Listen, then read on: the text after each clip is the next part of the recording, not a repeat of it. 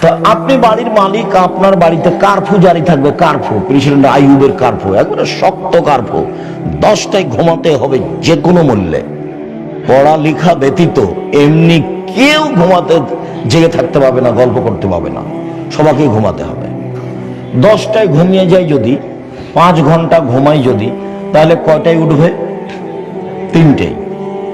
এখন 3টায় উঠে সুন্দর করে ওযু করে 2 রাকাত সালাত আদায় করে কিছু বলুক, জামাল স্যার একটু জমি কিনে দাও, একটা ভ্যান কিনে দাও, ভ্যানের ব্যবস্থা করে দাও, ঢাকা শহর একটু জমির ব্যবস্থা করে, একটা বড় ব্যবস্থা, কি চান চান।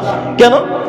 আল্লাহ তাআলা আপনার সাথে কথা বলার জন্য, আপনার কথা শোনার জন্য সপ্তম আকাশ থেকে এখন প্রথম আকাশে নেমে এসেছে, শুধুমাত্র আপনার জন্য। আল্লাহ নেমে এসেছেন শুধু আপনার জন্য, শুধুমাত্র আপনার জন্য সপ্তম আকাশ থেকে প্রথম আকাশে নেমে এসেছেন। আর আপনি এমন নোংরা শ্রেণীর মানুষ যে আপনি ওই বড় মোবাইলে বেটি ছেলে ল্যাংটা দেখতে দেখতে দেখতে দেখতে রাত 3টায় 4টায় ঘুমিয়েছেন। তা আপনি কি উঠে কি বলবেন আল্লাহকে? আপনি তো গরু ছাগলের মতো, পশু প্রাণীর মতো, কুকুর স্ত্রীর মতো, খাই পায়খানা করে দিন কাটে, হলো মানুষ। কিসের মানুষ? চাপানে মৌজার ভাষা তো হলো অমানুষ, মানুষই নয়। মানুষ কাকে বলে? মানুষ যে মানুষ আল্লাহকে কিছু বলতে পারে, মানুষের সাথে ভালোভাবে চলে, দলীয় দাপট দেখে ক্ষমতা দেখিয়ে কিছু করতে হবে, তার নাম জীবন। জীবনে 1 মিনিট দলীয় দাপট দেখাবেন না, ক্ষমতা দেখাবেন না, পয়সার ক্ষমতা দেখাবেন না, মান সম্মানের ক্ষমতা দেখাবেন না। ফেরাউন ডুবে গেছে 1500 বছর পরেও, আর আপনাদের নেত্রীর সময় ছিল মাত্র 45 মিনিট। নেত্রী দেখে শিক্ষা নেওয়া উচিত।